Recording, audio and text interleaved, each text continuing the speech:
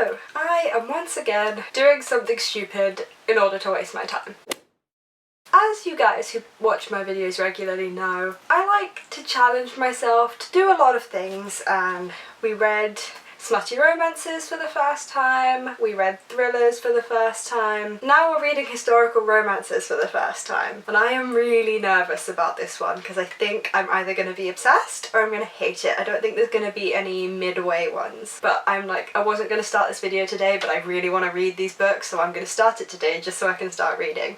Which is good because I've been feeling still a little bit slumpy, so it's nice to be excited to read again. I am going to put a little bit of a disclaimer here before I tell you what the books I've chosen are, and that is all of the book that I seem to have chosen for this video are male-female romances. This wasn't intentional, I just did a lot of research about books and authors within this genre that everyone seemed to be talking about or everyone loved, and they all happened to be heterosexual romances. I definitely do want to do a video if you guys are interested in male-male historical romances or female-female historical romances, or we can combine the two, or we can do two separate videos. It's entirely up to you, but if you guys are interested in that, do let me know down below, and also give me some recommendations about books that would fit that category, because it was kind of hard to find when I did try to do some last-minute research. So yeah, just a little disclaimer there. I don't want to offend anybody or be really narrow-minded with the books I choose. This is entirely on me. I should have been more careful when choosing the books. The books that I will be reading for this video, I have 4 of them. The first one is The Duchess deal by Tessa. This would not be a historical romance, like taste test kind of thing, if Tessa wasn't in this list. I only ever hear people talking about Tessa, so I had to include her. I believe this is the first book in the Girl Meets Duke series. I hope so anyway. The second book is Fake Grape by Eva Lee. Don't really know much about this one. My sole reason for choosing this book is that the love interest is an anthropologist, and if you don't know, I study anthropology at uni, and that was my only reason for choosing this book, so it will probably be terrible. The next book that I have chosen is Desperate Duchesses by Eloisa James. Eloisa James is another name that I've heard around and about in the historical romance community. Not as much as Tessa, but I definitely saw that name and recognised it, so I bought it. And this last book is a weird one, and I picked it because it's a weird one. When I was reading the reviews, everyone seemed to agree that it doesn't really fit into any of the genres that it's tagged as, and that is The Royal Companion by Tanya. This one feels a bit more Wattpad-y in nature. It's kind of about a woman, and she's trained to be this like prince's companion, and then she goes off to the castle to like be his companion, and I guess he doesn't really want her, I don't know. But in that sense it feels a bit more like a Wattpad fantasy historical romance type deal. From reading the description alone I can see why the reviews are all saying it doesn't really fit in the historical romance category. I chose that specifically because it doesn't quite fit. I have absolutely no idea which one of these books I'm going to pick up first. I want to read the Tessa first because everyone talks about Tessa so much, but then if the others are horrible, do I want to keep Tessa for the end in case that's the saviour? I don't know. Comment down below which one you think that I'm going to read first / should read first. It'll be interesting for me to see after this video if I should have tackled them in a different order. I will see you in a little bit when I've made a decision about what to read and started it. Guys, I did it again. I sat down last night to read Desperate Duchesses by Eloisa James, and I finished it in one sitting. I really meant to like update you along the way, but it was late and I couldn't put it down. So I've now finished one of these books. So basically, Desperate Duchesses by Eloisa James follows Roberta something. She's basically the daughter of a very, very eccentric poet, and she's really rich. She has a large dowry, but her eccentric father is ruining all chances of her getting married. She decides to go to London to stay with her distant relative Gemma, who has just come back from Paris and is, let's say, a little bit scandalous. And Gemma is there to help her try and trap this duke into marriage, as I'm guessing usually happens with historical romances. The guy she thought she wanted to marry wasn't actually the guy she wanted to marry. It was good. I think it was a solid 3/3.5 stars. I think there was a lot of unnecessary conversations and sections, and there were like a lot of different plot points and like plot lines going on throughout the book, and the only one I cared about was Roberta and Damon. So I often found myself skim reading until I got to their bits. I just wanted to see their romance unfold. So in terms of how the romance was covered, it was really good. And I want to know what happens with Gemma and her husband, so I'm hoping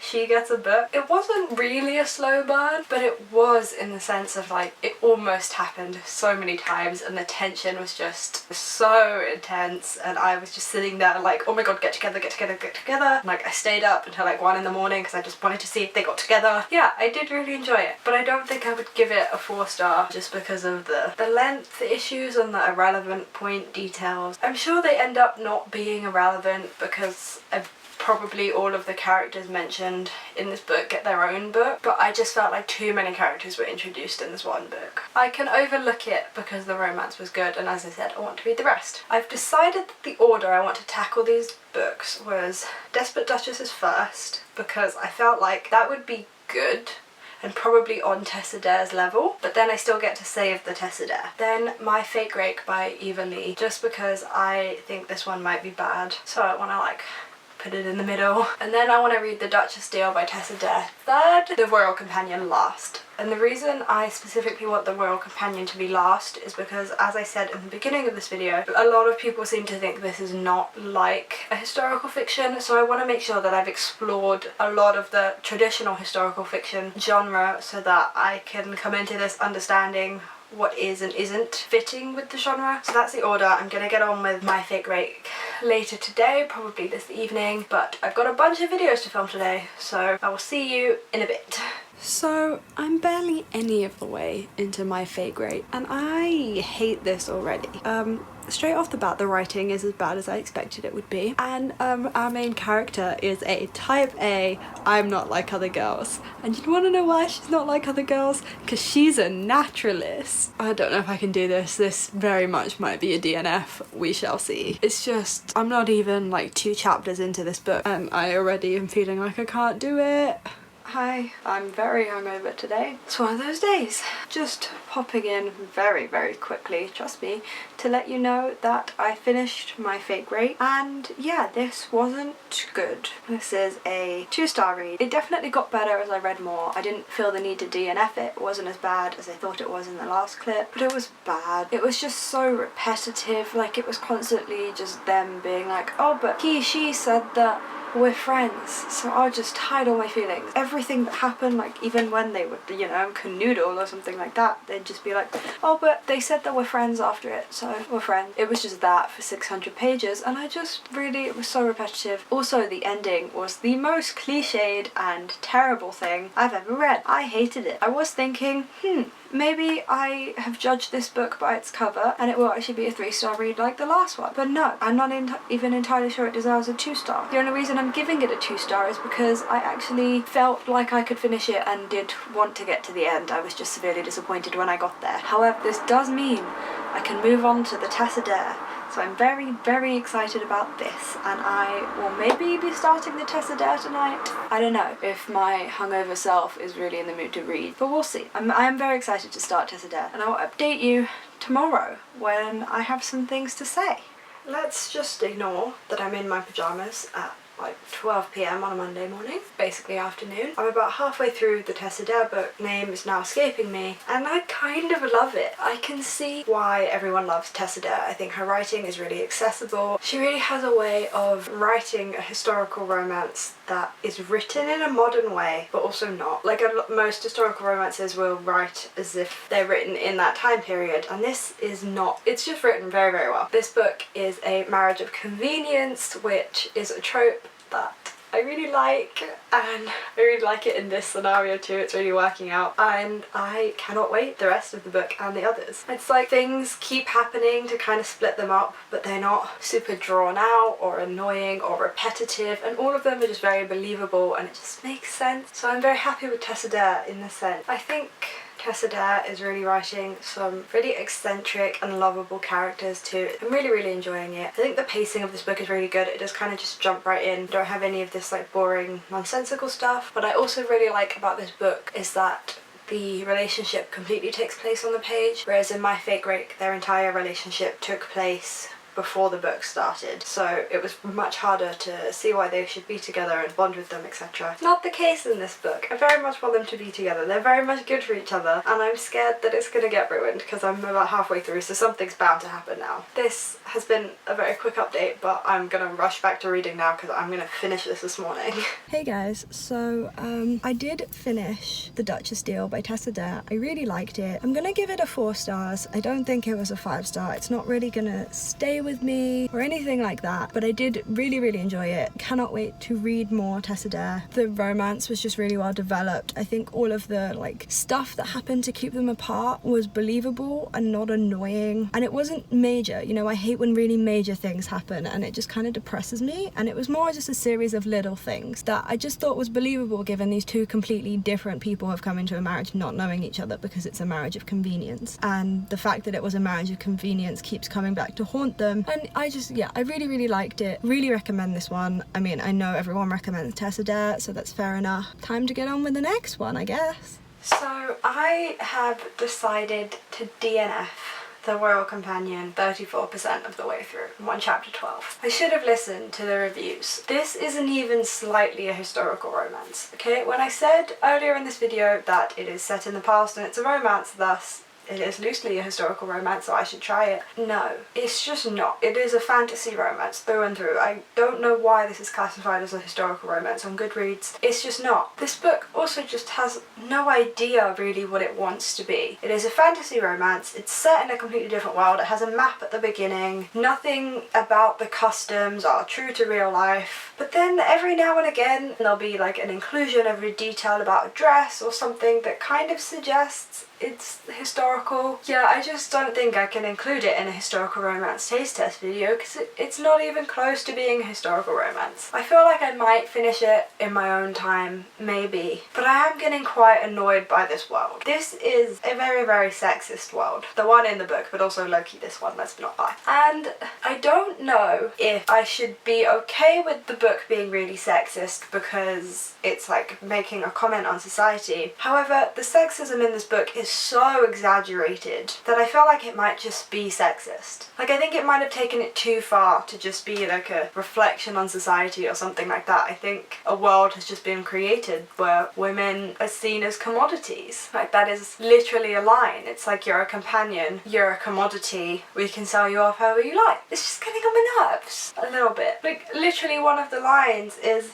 go to some place where beauty and talent go to die. That's what happens when they stop being a companion to the king or princes or whatever. I don't know. Can you see where I'm coming from here? I'm really struggling to see if it's done intentionally. Well, I mean, of course it's done intentionally, but I think it's kind of missed its own point. It's no longer sending the message it wants to send. Like, there's also like a women hating women female competition element, which I'm again not a huge fan of. That has been a bit of a theme throughout all of these historical romances, but it was just so much more pronounced in this one. And I don't know, I'm getting a little bit sick of female characters being introduced just for the purpose of hating the protagonist just because of a guy. Life doesn't really work like that. This book was just really getting on my nerves to read, and it's not a historical romance by any stretch of that genre, so I'm gonna DNF it. And that kind of means that I've read all of them for this video, which is kind of sad because I was really enjoying filming this video. Well then, I have now read 3 historical romances and half of a fantasy one. I'd say in this video my favourite was 100% Tessa, the Duchess deal. Something about the marriage of convenience and how accessible Tessa's writing was just really made that so fun for me. Really enjoyed it. It was such a light read. Cannot recommend it enough if you just want something light and fluffy, something you can fall into. I'd then say I really liked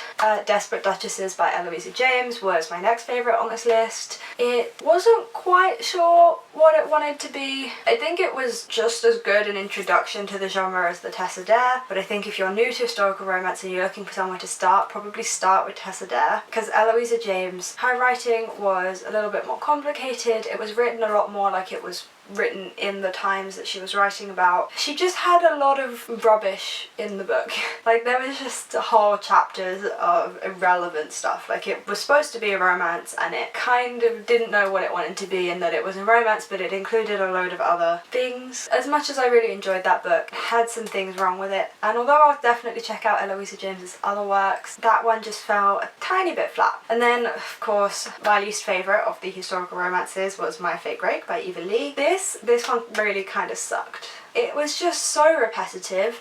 None of the actual relationship happened on the page, so I didn't really understand why it was a book, why I was reading it. It was just them going back and forth, being like, oh, we're just friends, we're just friends, we're just friends, we're just friends. I love him, but we're just friends. It was just really irritating and repetitive, and nothing was believable or historically accurate at all, so wasn't a huge fan of that one. Even though I really liked their characters, and I did like finish it, and it did get better than I thought it was going to be, that one just like fell extremely flat. That one like fell flat off a cliff. And then we have the DNF, which is his royal companion, which is not a historical romance. I'm annoyed that it's been categorised as one. I can see why people in the Goodreads reviews were extremely annoyed about it, because it wasn't just that it was, you know, a little bit fantasy based or anything like that, it just wasn't historical in the least. Yeah, the sexism elements within his royal companion just really got on my nerves. I couldn't see past it or try to convince myself that, oh, it's just a reflection on society, it's trying to do a good thing here. It just really felt like it was doing a bad thing. Thank you very much for watching this video. If you have made it this far, please like and subscribe if you enjoyed it and you want to see more doing something stupid videos / taste test videos, and also let me know what kind of genres or tropes you would want to see me do a taste test of. But if you're looking to get into a new genre, hopefully there's been something in this video to motivate you, help you decide, etc, etc. Thank you very much for watching and for always putting up with me wanting to do stupid videos like this, and I will see you in my next video. Bye.